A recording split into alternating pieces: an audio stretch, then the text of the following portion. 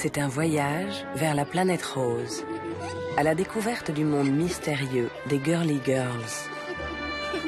Ici, jour après jour, on cultive les filles pour les faire grandir. Au pays des merveilles de la girl culture, on trouve des princesses, des poupées, des pop stars et des célébrités. Les filles d'aujourd'hui passent 10 heures par jour à consommer des médias. Elles sont bombardées par les images de cette culture de filles, populaire et commerciale. La girl culture, c'est une célébration de tout ce qui fait fille. Elle s'empare de la couleur rose, des fanfreluches, du côté petite fille et de la féminité, pour les ériger en une sorte de suprématie. C'est l'idée que si vous êtes une fille, c'est formidable. La girl culture, ça joue sur un désir inné des femmes de se faire belle, mais je dirais ça transforme ce désir inné ou ce besoin inné en addiction.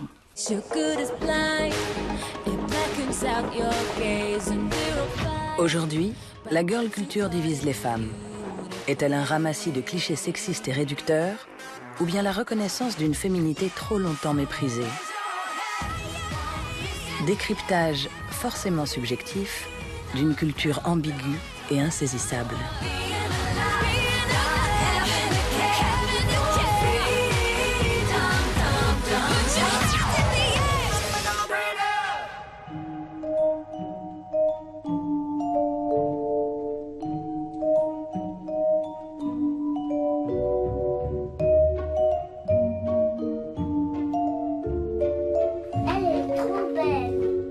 La culture des filles commence dès la plus tendre enfance.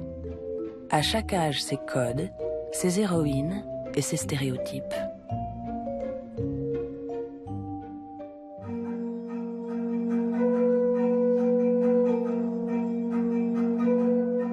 Aux quatre coins du monde occidentalisé, la couleur Pantone 219, le Barbie Pink, est omniprésente. Comment avons-nous atterri sur une planète si monochrome? Le goût des petites filles pour le rose n'est pas quelque chose de génétique. La meilleure preuve que l'on a en fait du fait que le rose n'est pas quelque chose d'inné chez les filles en termes de préférence, eh bien c'est simplement un siècle en arrière, eh bien le rose n'était pas culturellement, au niveau marketing, associé aux filles. C'était l'inverse. Vous aviez le bleu pour les filles, le rose pour les garçons. Au début, le bleu était associé à la Vierge Marie, à la virginité, à la sensibilité, et ces caractéristiques en faisaient la couleur qui convenait aux filles. Alors que le rose était associé à la couleur rouge. C'était une version plus légère du rouge, et donc la couleur forte qu'il fallait mettre aux petits garçons. Think pink, forget that Dior says black and rust. Think pink, who cares if the new look has no bust? Now I wouldn't presume to tell a woman what a woman ought to think, but tell her if she's gotta think pink. On ne sait pas vraiment quand et pourquoi la permutation a eu lieu. Mais il faudra attendre les années 50, la société de consommation et la télévision, pour que les filles soient encouragées à penser rose.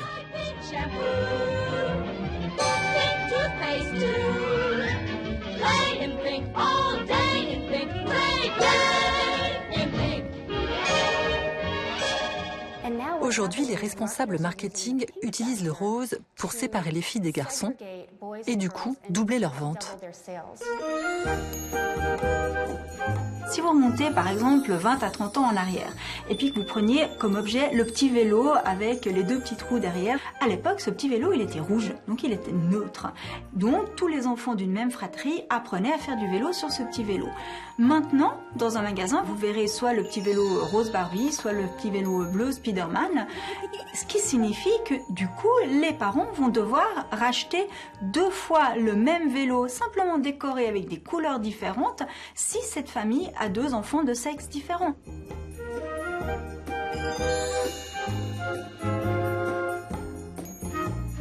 Et si cette stratégie a fait de la girl culture l'un des plus grands marchés culturels du monde, c'est parce qu'elle exploite le désir naturel des enfants d'exposer leur identité sexuelle.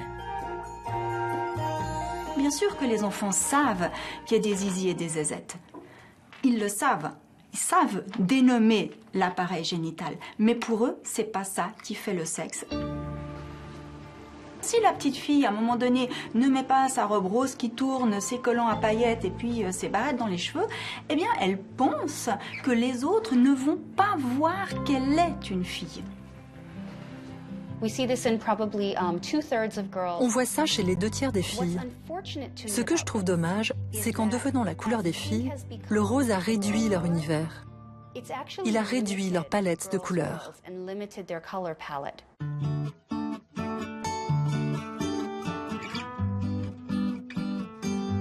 Alors, on est dans une culture qui est extrêmement paradoxale, parce que les parents, en premier lieu, sont absolument convaincus que l'égalité des chances, elle est acquise. Officiellement, les destins sont ouverts, mais la société de consommation est en train de présenter des modèles extrêmement sexistes. We're here. Let's all help out. Make burgers. You battle. Bake the cupcakes. Our first customer. It's perfect. He's back, and the galaxy will never be the same. Je veux être une princesse parce que j'ai très envie de danser un bal. Je veux vivre dans un château. Là, c'est mon trône. Là, c'est mon cheval. Le divorce entre la culture des garçons et celle des filles a été entériné lorsque princesse est devenu le mot magique pour s'adresser aux filles. Pour les filles, c'est impossible d'échapper aux princesses. Elles sont partout. Disney princess, beautiful princess. Créée au début des années 2000, la ligne Disney Princess décline Blanche-Neige, Cendrillon et les autres en plus de 26 000 produits dérivés. Princess Cinderella, glitter and Le virus princesse contamine la planète rose. C'est le produit phare destiné aux petites filles. Le combat se joue entre un parent seul face à une machine marketing qui brasse des millions de dollars. Impossible de lutter quand votre fille reçoit sans cesse le même message à la télé, dans les magasins, chez ses copines, à l'école, et que tout tourne autour de cette machine à vendre. Les petites filles raffolent des princesses, mais les adultes frisent l'overdose. Un front anti-princesse voit le jour. Isn't it a beautiful day, Edie? Ras-le-bol de ces princesses passives, matérialistes et obsédées par leur apparence. I said I'd be back, didn't I?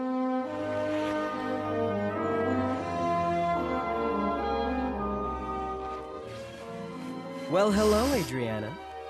So, where's my money? Well, I'll get it to you next week, okay? I want my money. No, please. Please, I promise you'll have it next week. I promise. I'm sorry. I'm sorry. Les artistes adorent détester les princesses et leur infliger les dures réalités du monde. Quand ma mère a appris qu'elle avait un cancer du sein, ma fille Jordan était en plein dans cette culture des princesses Disney et j'ai commencé à imaginer des scénarios pour chaque princesse dans lesquels je les confrontais à un défi, un problème réel à surmonter.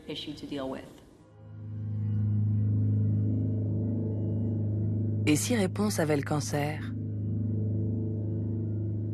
Et si le prince charmant perdait son royaume et n'avait plus les moyens d'entretenir Blanche-Neige? Et si la Belle au bois dormant ne se réveillait jamais et que tout le monde vieillissait autour d'elle? Et si Barbie existait vraiment, comment serait la vie dans la maison de poupée? La maison de poupée est une incursion dans la vie de Barbie et Ken et de leur couple. C'est un peu une version sombre de ce qui pourrait se passer au sein du ménage. Pour moi, Barbie est toujours très occupée, toujours au top. C'est une super poupée. Peu à peu, il se peut qu'elle ait commencé à négliger son compagnon. De son côté, son compagnon a eu le temps de trouver sa propre voie. Et dans mon scénario, on découvre qu'effectivement, il a une aventure avec un homme.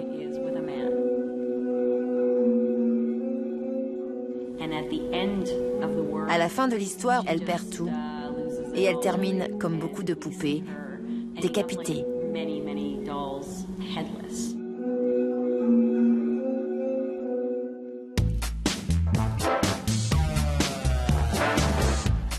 Critiquée ou adulée, Barbie est aujourd'hui bien plus qu'une poupée. Son destin en plastique incarne l'idéal féminin depuis 3 générations. Quand Barbie a été lancée en 1959, elle était considérée comme révolutionnaire. C'était une poupée qui n'était pas un poupon, mais pas non plus une maman. C'était une femme indépendante à laquelle les filles pouvaient s'identifier.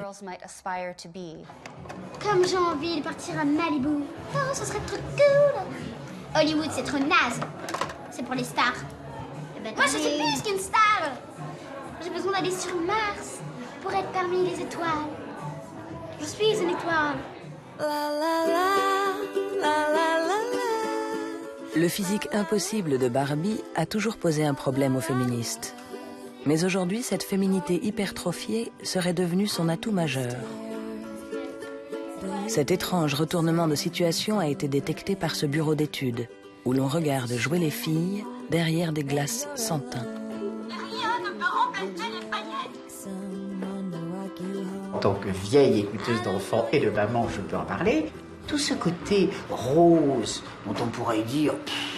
quand même, oh Barbie, ce rôle Barbie, il y en a marre. Non, pas du tout, parce que ça fait partie de cette hyper-féminisation de l'univers qui va compenser que par ailleurs, les mamans élèvent leurs filles comme des mecs. Quand je dis comme des mecs, c'est vraiment, tu seras un homme, mon fils. Tu sais, tu m'as vraiment manqué quand t'étais au travail. Ah bon? Ah non, je suis bête, t'as pas de travail. Ces mamans post-féministes disent, je lui donne toutes les clés pour se battre, comme un mec, mais alors du coup, j'exacerbe aussi le côté féminisation à l'extrême, les chichis, les coiffures, le maquillage. Ma conscience me dit que j'ai besoin de me mettre du mascara. Barbie est-elle féministe ou pas? Il y a du positif et du négatif. Comme à chaque fois avec la girl culture, c'est un pas en avant, un pas en arrière. Aucune étude ne montre que s'identifier à Barbie entame l'estime de soi des filles. Mais les chercheurs observent que plus les filles sont exposées aux médias, plus elles tentent d'être jolies et sexy. Ils montrent aussi que les adolescentes qui donnent de l'importance à la beauté et à la séduction seront moins ambitieuses et auront plus de chances d'être déprimées. Mais avons-nous conscience de cette obsession de l'apparence que nous transmettons à nos filles? Nelly Arcan, cette écrivaine magnifique, elle appelle ça la burqa de chair. Elle dit qu'on a beau jeu, nous autres femmes en Occident, de critiquer l'aliénation des femmes voilées, mais qu'en fait, nous-mêmes, nous nous couvrons de la tête aux pieds d'une burqa de chair. C'est-à-dire, nous nous refaisons entièrement. Les ongles des doigts de pied jusqu'aux cheveux, les racines retouchées, recolorées, nos yeux qui sont comme ci, ça, et on vérifie chaque partie de notre corps et on se pèse et on se travaille, on se retravaille. C'est véritablement, ce n'est pas une œuvre d'art, c'est une œuvre d'obsession. C'est une œuvre d'obsession. Les femmes deviennent obsédées par leur apparence.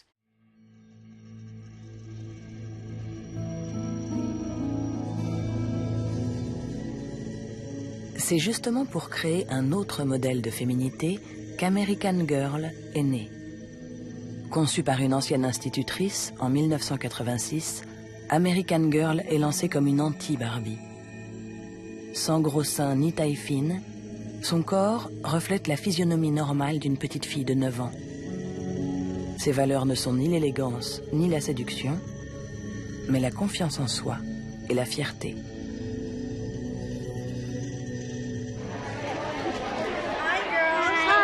welcome to American Girl. My name is Maria. I'm going to be your personal shopper. Okay. And I'm going to help you pick out your dolls today. Okay. Okay, are you ready? Yeah. Are you excited? Yes. Definitely. So come on, let's go this way. I'm going to show you the choices of dolls that we have. So we're going to go right over here first, so walk that way. Ironie de l'histoire, American Girl a été racheté par Mattel, c'est-à-dire par Barbie, sa pire ennemie. La jeune fille confiante a aussitôt été déclinée en 60 modèles customisables par les filles qui choisissent la couleur des yeux, la nuance de la peau et la longueur des cheveux qui leur ressemblent. Oh, 22's nice. Yeah, 22. Ni tout à fait la même, ni tout à fait une autre, chaque poupée offre ainsi l'illusion du choix et un semblant d'individualité. She's nice. Yeah, but she's a little lighter than me. Oh my gosh, she's so pretty. Oh my, such a look-alike. So ladies, now we're going to go up to the hair salon. Oh my god.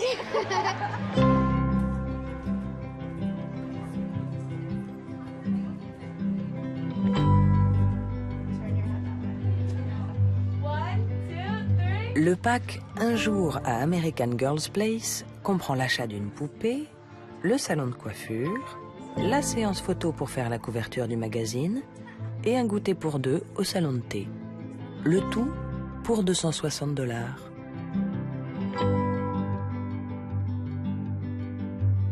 Pour amplifier l'effet miroir entre les filles et leurs doubles, American Girl a eu la bonne idée de leur proposer les mêmes vêtements, ce qui a pour effet de multiplier par 2 le ticket de caisse. Le discours des poupées American Girl se veut progressiste. Mais en réalité, la rhétorique est un peu creuse, parce qu'elle apprend aux filles à faire encore et toujours la même chose. Habiller la poupée, la coiffer, se focaliser sur l'apparence. Ce n'est donc pas aussi progressiste que le discours voudrait nous le faire croire.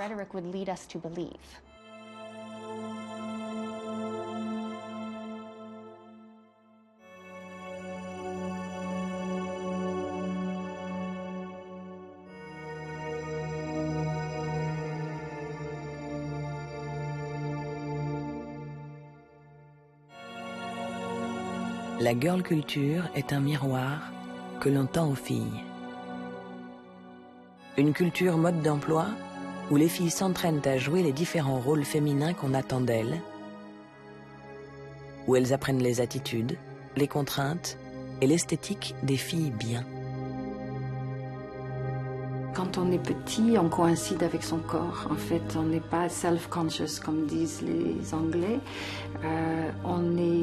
On bouge, on ne sait pas qu'on est un objet de regard. Mais pour la petite fille, il y a vraiment un moment où elle est dédoublée parce qu'elle commence à entrer dans la catégorie de la jolie jeune fille. Et à ce moment-là, toutes les jeunes filles savent ce que c'est de ne plus avoir la liberté de mouvement parce qu'on sait qu'on est regardé et on commence à s'apprêter pour le regard de l'autre. John Berger a très très bien décrit ce phénomène. Chaque femme est à la fois elle-même et puis elle-même regardée.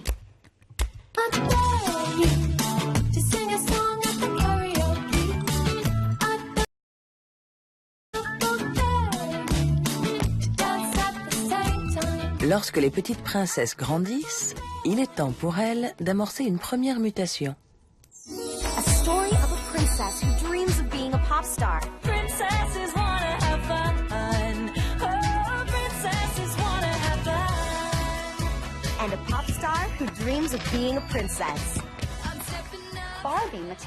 Mattel, qui commercialise Barbie, a même essayé d'exploiter la période où les filles passent de la princesse à la pop star. Et je constate que les filles passent directement du chapitre princesse au chapitre célébrité.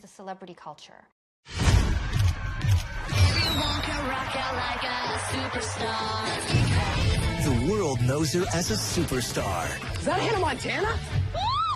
Dans l'arsenal de la girl culture, les célébrités sont les nouvelles princesses. Leur popularité commence avec les séries télé que les filles regardent en sortant de l'école. Avec la série Hannah Montana, Disney raconte encore et toujours la même histoire, basée sur la transformation d'une fille normale en pop star. Miley Cyrus y joue un personnage parfaitement calibré auquel toutes les filles peuvent s'identifier. celui de la jeune fille au joli minois, avec juste assez de cran pour plaire aux enfants, mais pas assez pour faire peur aux parents. En tant que Hannah Montana, elle a été formatée par Disney pour incarner cet idéal de pureté. Cette préadolescente, mignonne, blanche et bien gentille, comme tellement d'autres pop stars, préadolescentes, mignonnes, blanches et bien gentilles ont été formatées à l'identique par Disney depuis des années. Et après, c'est réglé comme du papier à musique. Dès que ces filles atteignent l'âge de 15 ou 16 ans, on leur dit « Et si on faisait des photos un peu provocantes, si on faisait quelque chose d'un peu plus adulte ?» Ce qui signifie en général « déshabille-toi un peu plus » pour signaler que tu es en train de passer d'un public pré-ado à un public adulte et que tu veux changer de fan.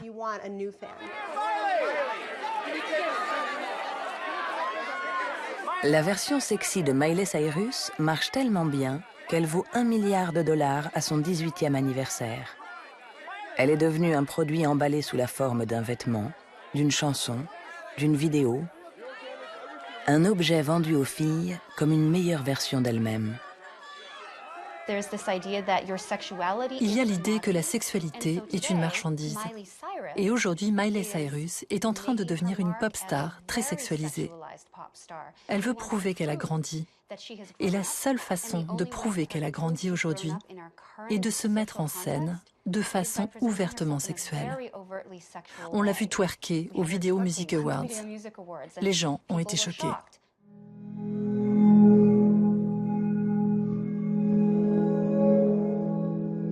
Je veux entrer dans l'histoire. Je préfère qu'on parle de moi pendant 2 semaines plutôt que pendant 2 secondes. Miley Cyrus.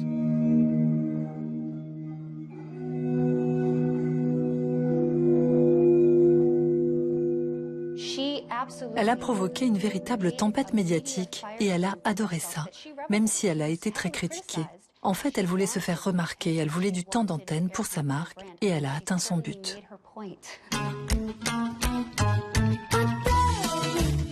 Les princesses d'aujourd'hui ne rêvent plus d'épouser le prince charmant, mais de sortir un tube.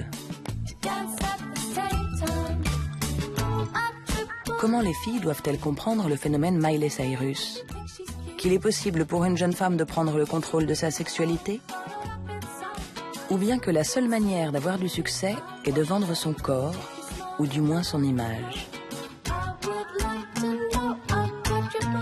Elle mélange des trucs qu'il faut pas mélanger, quoi. Bah oui, non mais j'avoue. Attends, tu mélanges pas de la pornographie, de l'érotisme avec des trucs de gosses, des nounours, des peluches. C'est pour les petits, c'est mignon, ça se rapproche à l'enfance. Alors que la pornographie, l'érotisme, la pornographie à moitié nue, ça va pas parce que après ça va plus être pour les enfants. En fait, Miley Cyrus, avant on parlait pas trop d'elle. Enfin, il y a eu sa période où on parlait beaucoup d'elle avec Hannah Montana. Je suis Miley Cyrus. Vous ne parlez pas de moi, je veux me mettre à poil. Voilà, exactement. Exactement. Je fais bien l'imitation ? Oui, tu le fais bien. Elle a dit qu'elle voulait casser son image d'avant, qu'elle avait changé. C'est comme une période de crise d'adolescence pour elle. Et puis, ouais, mais je suis déçue parce qu'avant, moi, j'aimais bien écouter ses musiques et maintenant, bah, c'est un peu spécial. Hein. Ça me dégoûte en fait. C'est complètement idiot tout ça. Faut éviter de mitrailler trop par ça parce qu'après on croit qu'il y a que ça dans la vie, qu'il y a que ça comme beauté. C'est lourd. Voilà. Les pop stars comme Miley Cyrus soulignent à quel point c'est difficile pour les filles de grandir dans le monde moderne. À mon avis, ça révèle les pressions auxquelles sont soumises les filles qui ne sont pas des célébrités. On ne sort pas de cette vieille opposition rétrograde entre vierge et putain. On dirait que les célébrités sont là pour incarner les extrêmes. Elles doivent soit se conduire comme des vierges, soit comme des putains. C'est vraiment triste de constater ce que grandir veut dire pour les filles dans la société d'aujourd'hui. It's like trippy, dude. I'm sorry, I love this song. I love this song. No, stop, Emily. I don't like it. Oh, you don't like it? I don't like it. Our generation is a lot. I think it's harder for us to grow up and it's harder for us to find who we are when we have so many people judging us and so many people like saying, you have to be like this, you have to be like that, or look at this girl, look at Miley Cyrus, maybe you should be like her. Especially like for Halloween again, like it's normal now for girls to wear inappropriate clothes, to wear short shorts. Back then, maybe like, 20 years ago, it was fine to wear like, a skirt up to here, but now sometimes like going to school, girls are like, are you a nun? Do you know what I mean? Yeah. And why are you wearing your skirt so long? Or whatever. And You do have to, you have to fight against yourself. When I started dating Johnny, I was like, at first I would put be on like, the makeup, right? I'd splash that on. But then like when he saw me without makeup, I was like, oh my God. I'm sorry, it's bad, it's like something that...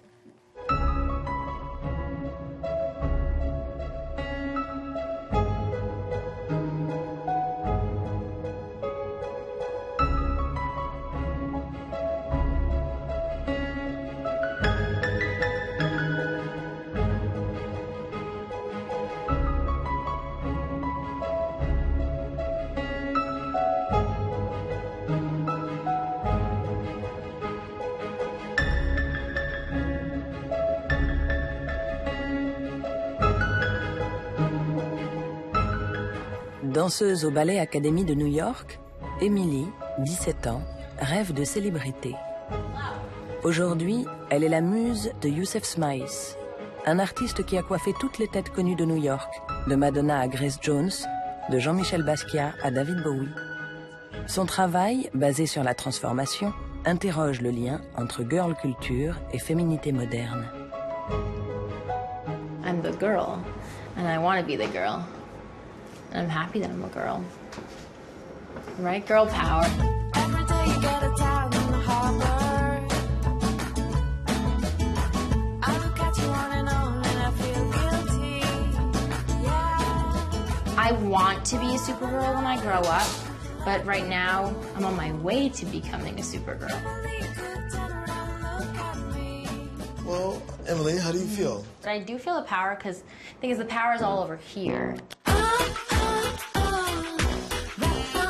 Ce que Youssef veut mettre en évidence dans cette performance, c'est que la féminité est un masque. Pour lui, les femmes doivent naviguer d'un masque à l'autre pour prendre le pouvoir. We're a society that we wear masks. We wear masks when we see our parents in the morning. We wear a mask when we go out and meet our friends and boyfriends and whatever. So I think mask is symbolic of who we are as human beings. Pushing up Marie Antoinette, instead of making her always looking pretty, I wanted to wear a mask. Yeah. We could go out and buy a mask, but what's the point?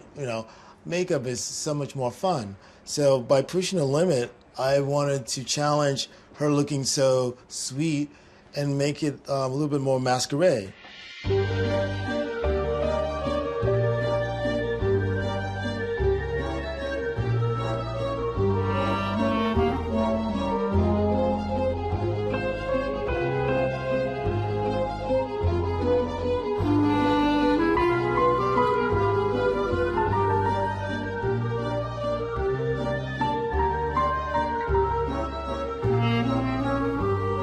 Marie-Antoinette est devenue une figure centrale de cette culture de filles protéiformes. D'un côté, la girl culture commerciale, et de l'autre celle des artistes qui la critiquent ou s'en inspirent. Leurs œuvres se répondent, s'interpénètrent.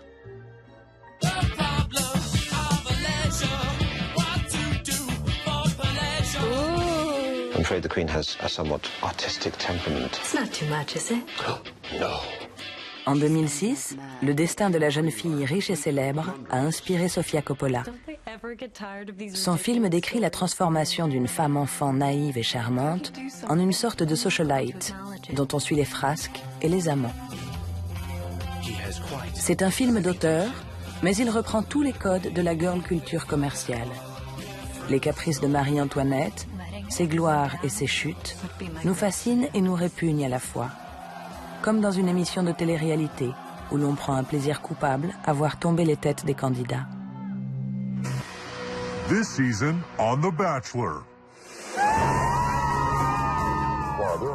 De tous les programmes regardés par les filles et conçus pour les ménagères, la télé-réalité est celui où la mise en scène des rôles féminins est la plus caricaturale.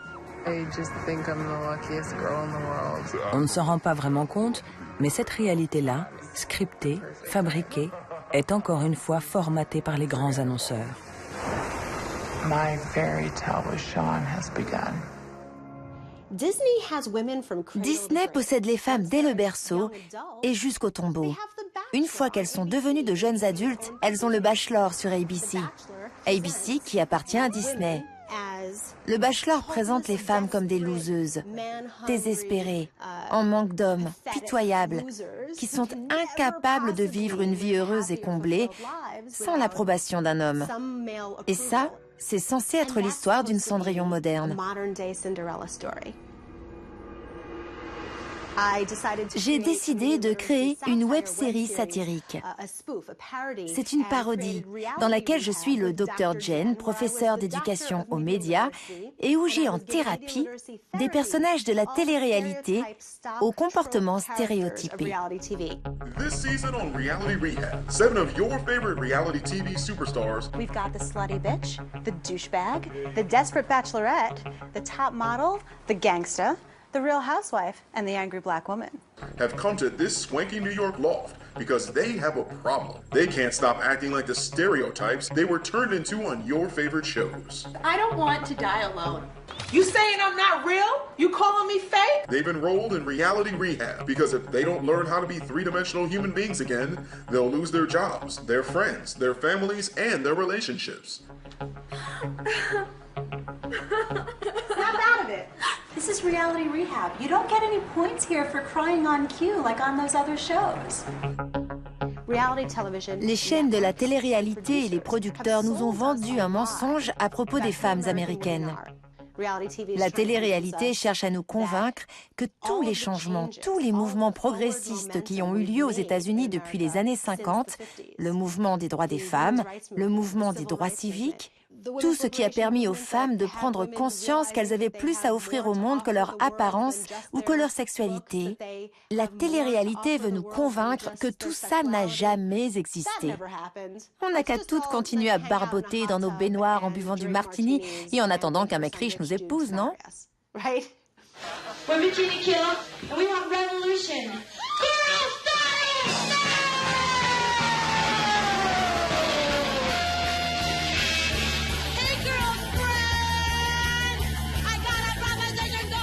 N'en déplaise au programme de télé-réalité, il fut pourtant un temps où les filles ont réclamé la révolution. C'était au début des années 90, il y a seulement 20 ans. La girl culture mainstream l'a oublié, mais le mouvement des Riot Girls a bien existé. Ce mouvement punk rock exclusivement féminin est à l'origine du slogan Girl Power, et il imprègne encore et la girl culture et le féminisme d'aujourd'hui.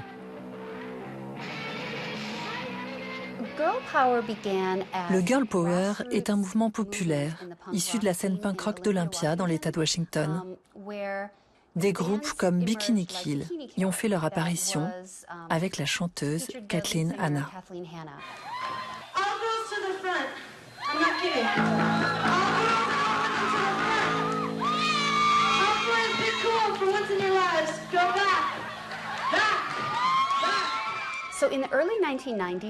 Au début des années 90, les Riot Girls ont formé un vrai mouvement féministe punk rock.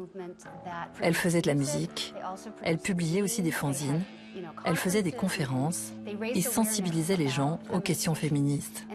Elles étaient très agressives dans leur position et agissaient de façon très provocante, mais dans le but de donner du pouvoir aux femmes.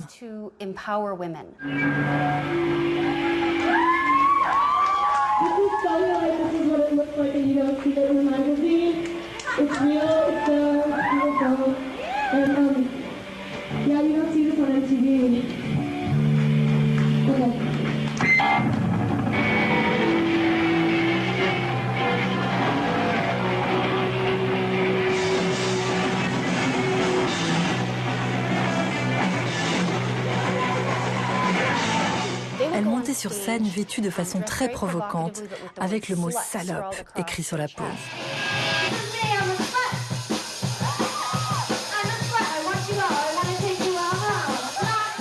Cela ne voulait pas dire « je suis une salope ».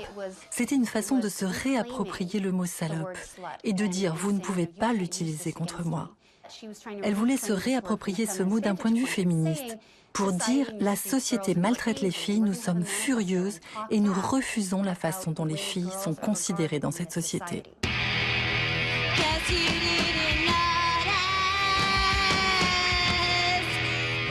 Des groupes de filles qui réclament la révolution avec une guitare, il n'en fallait pas moins pour que des producteurs se frottent les mains. Le monde de la musique pop a voulu récupérer cette colère des filles, le girl power et l'enthousiasme des filles, mais en laissant tomber le féminisme, en laissant tomber la révolte politique. Ils ont cherché un moyen de rendre ça acceptable pour le grand public. Et ça a donné, utilisons le langage de surface du féminisme, mais retirons-en toute la substance. Et c'est comme ça qu'un producteur a fait passer des auditions et que sont nées les Spice Girls.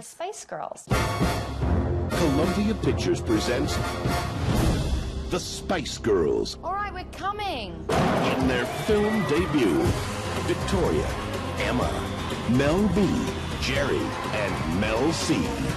They're ready for action. Girl power. Les Spice Girls ont été conçues pour plaire et faire vendre, mais tout le côté revendicateur des Riot Girls a été effacé. Elles parlaient d'émancipation, elles scandaient « les filles au pouvoir », mais sans émettre aucune critique d'ordre social. Ces femmes-là ne sont pas là parce qu'elles ont un message à faire passer. Ce sont de belles filles, sexy, avec une saveur d'épices différente pour chacune d'elles. Of spice for each girl. Make your choice. Oh, I like the blonde one. No. Sporty. Rock your world.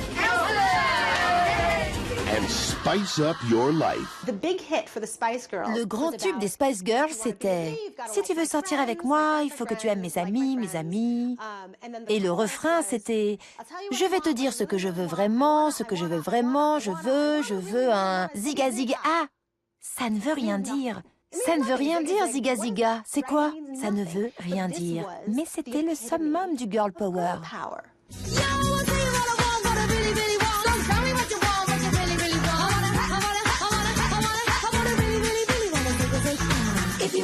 C'est pas les Spice Girls qui me dérangent, c'est la culture qui nous dit que c'est ça le summum du pouvoir.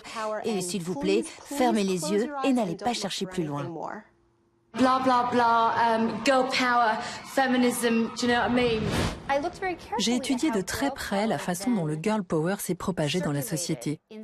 J'ai même écrit un livre intitulé « Grandir avec le girl power », dans lequel j'ai déroulé toute l'histoire. À mesure que le girl power s'est propagé par le biais des médias et de toutes sortes de produits, il s'est réduit à une chose. Achetez ça. Si vous êtes une fille ou si vous en connaissez une, achetez ça. Et en portant ce t-shirt, votre fille aura du pouvoir.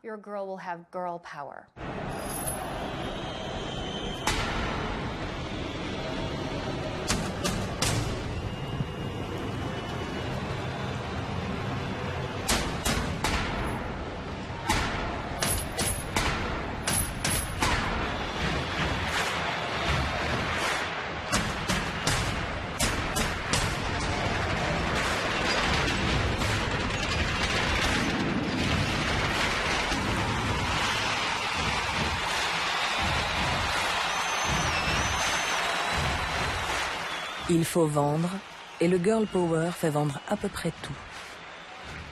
Ici, Britney Spears, Pink et Beyoncé, les trois papesses de la girly pop music, font de la publicité pour une boisson gazeuse.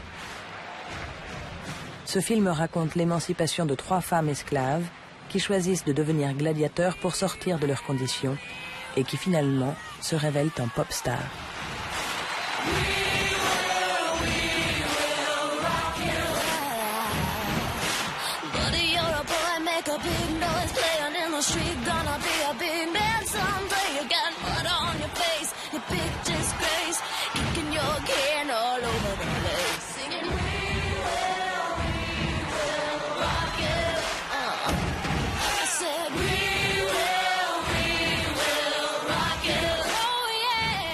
Alors que le féminisme fait peur, le girl power nous dit ce que nous voulons entendre.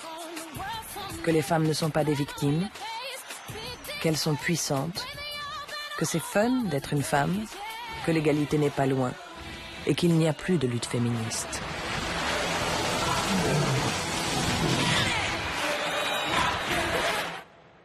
You have a resume? It's pink. Oh, and it's scented. I think it gives it a little something extra, don't you think?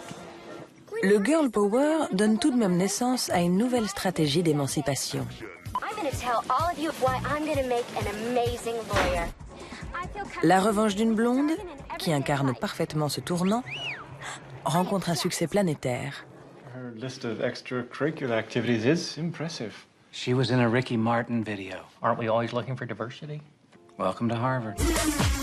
Si être une femme signifie être un sous-homme, alors les filles sont prêtes à tout pour être des ultra-femmes. I go here. You got into Harvard Law? What, like it's hard? Fini le féminisme old school, ringard, pas drôle.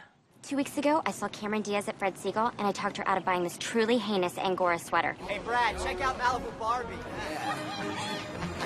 Être ultra féminine est devenu le moyen le plus branché de surmonter les clichés sexistes. You're not smart enough, sweetie. I'll show you how valuable Al Woods can be. You're fired. What? I have new representation. En pratique, les belles n'ont pas gagné leur revanche, mais ce qui compte désormais, c'est qu'elles y croient. Chacun a le droit de choisir son mode d'émancipation. Je suis entièrement d'accord avec ça. Mais on dirait qu'on a atteint une limite. Le féminisme de la troisième vague et le féminisme girly consiste à dire « j'ai le droit d'être féminine, d'être très fille, mais de façon ironique pour montrer que je ne capitule pas devant les hommes. » Mais en réalité, la plupart des gens sont perdus et risquent de ne pas saisir cette ironie. Surtout quand il s'agit de filles très jeunes. Et comme c'est vraiment difficile à comprendre, ça ne fait en fait que réinstaurer le statu quo.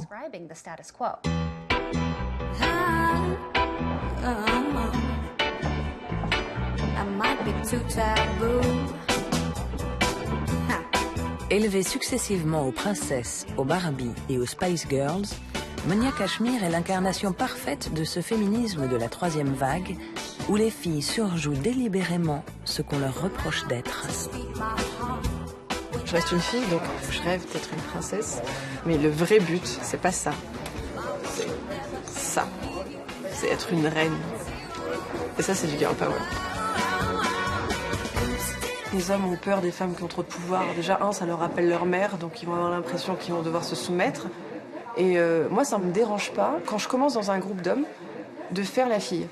Je vais rigoler, je fais ma fille, ils me regardent, ils sont « Ah bah super, elle est fille, elle a des cheveux longs, elle met du rouge à lèvres, elle a des talons, c'est une fille. » Et c'est beaucoup mieux, c'est beaucoup plus stratégique parce qu'ils se méfient moins. Ils font les coqs. Et donc du coup, moi je fais la poule au début, pour pas montrer que je suis un coq, mais je suis un coq. Moi, j'utilise la mode comme vaseline pour faire transmettre certains messages, en fait. Ça va être plus simple de faire passer un message féministe ou humaniste via la mode que via un combat politique, parce que en se battant, ça fait un peu chier. Donc du coup, on va essayer de le faire avec le sourire et avec du blush. Je fais un peu mon djihad avec mon talon, quoi. Ça y est, j'ai les photos. Ouais. Ah. Voilà, plein qui me plaisent. Pourtant, le sourire et le blush ne suffisent pas toujours face à une culture qui, sous prétexte de provoquer, devient de plus en plus sexiste. Par exemple, là, je vois cet été tout le monde qui était dingue du clip de Robin Thicke, Blurred Lines, où bien on a vraiment des nanas qui sont à poil et les paroles des chansons sont très misogynes, même elles sont là à rendre la femme au niveau objet, I know you want it. Donc c'est vraiment, c'est pornographique dans le texte. On n'a pas la même génération. Moi je dansais sur des choses où c'est les filles, on se réveille, on y va. Et là c'est les filles, on se réveille, on enlève sa culotte, quoi.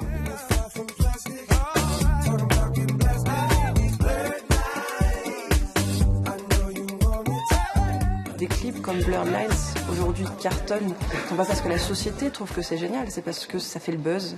Et aujourd'hui, quand on parle de buzz, c'est pas loin de baise, hein. C'est que du sexe. C'est le sexe qui fait le buzz. Et donc du coup, c'est pas la même chose. À la fois la société avance, mais en même temps, les valeurs sur lesquelles on va quantifier le succès de quelque chose sur Internet, c'est sur le buzz. Et généralement, le buzz, c'est sur de la polémique qui est toujours assez primaire, quoi.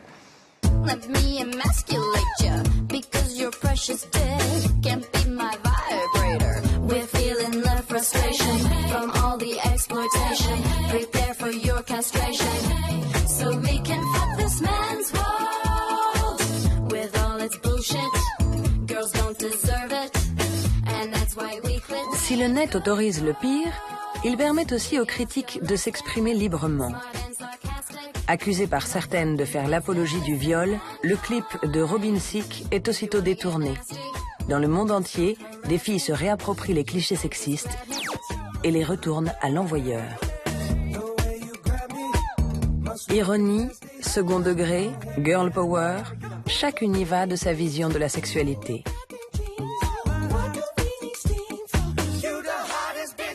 Mais même si elle cartonne avec 4 ou 5 millions de vues sur YouTube, les parodies sont loin de contrebalancer la pop culture commerciale qui se transforme peu à peu en porn culture.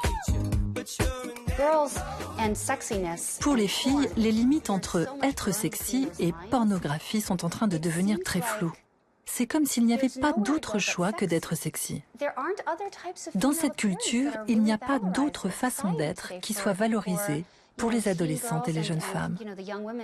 Tout est question d'apparence, et l'apparence est très sexualisée. En fait, elle est influencée par le porno.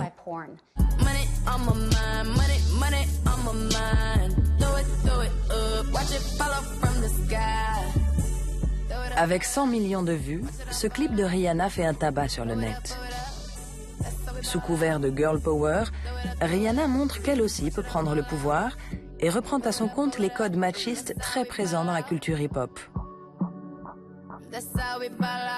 Le problème, c'est qu'elle ressemble davantage à une mère maquerelle qu'à une Amazone en guerre contre le sexisme.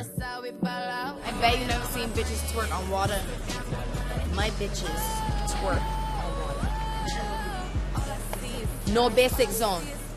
No basics.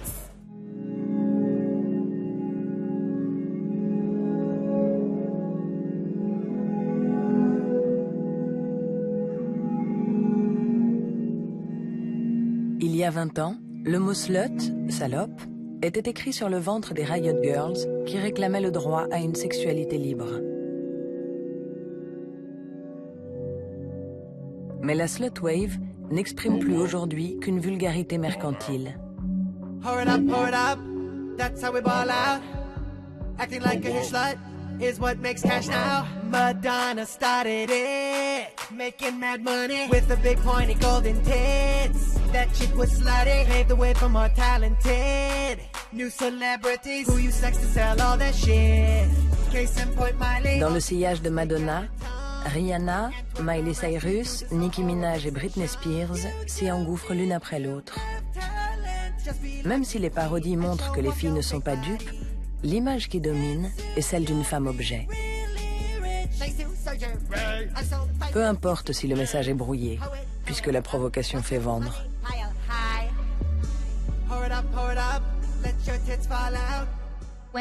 Quand les mots deviennent des slogans vides de sens, c'est vraiment un problème pour tout le monde. Quand girl power ne veut plus rien dire, quand je suis libre de choisir se réduit à je suis libre de choisir parmi un éventail de choix commerciaux très limités, alors on est dans un discours qui tourne à vide et on a besoin de plus que d'un discours qui tourne à vide.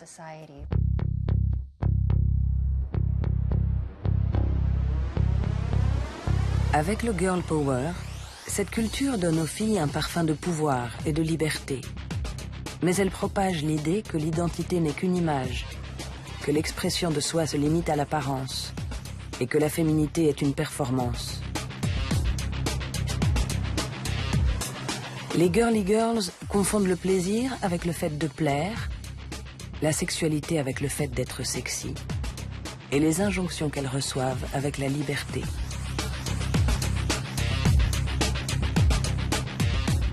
Les femmes voilées, très souvent, disent « je choisis de mettre le voile ». Les femmes prostituées disent « je choisis de vendre mon corps ». Les femmes hyper girl power donc peuvent dire « je choisis de me maquiller de façon outrancière », etc. Ce n'est pas une question de choix. En fait, on fait comme si on choisissait librement, mais on choisit quelque chose qui est néanmoins de notre temps et extrêmement codifié. Et en fait, les gens ne se rendent pas compte que ce qui est vraiment la seule chose libre là-dedans, c'est le marché.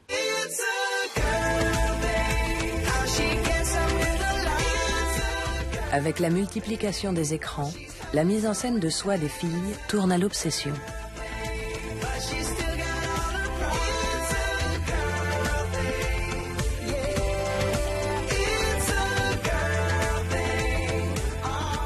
Quoi qu'on veuille leur vendre, l'histoire qu'on raconte aux filles est toujours la même. Celle d'une jeune fille très belle qui hésite entre deux identités, la princesse et la putain.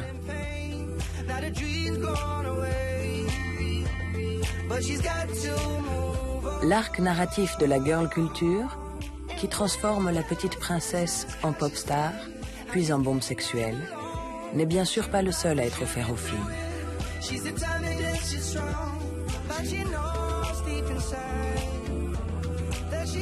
Mais ces modèles successifs imprègnent l'esprit des filles comme celui des garçons et limitent, sans qu'on y prenne garde, les contours de la féminité.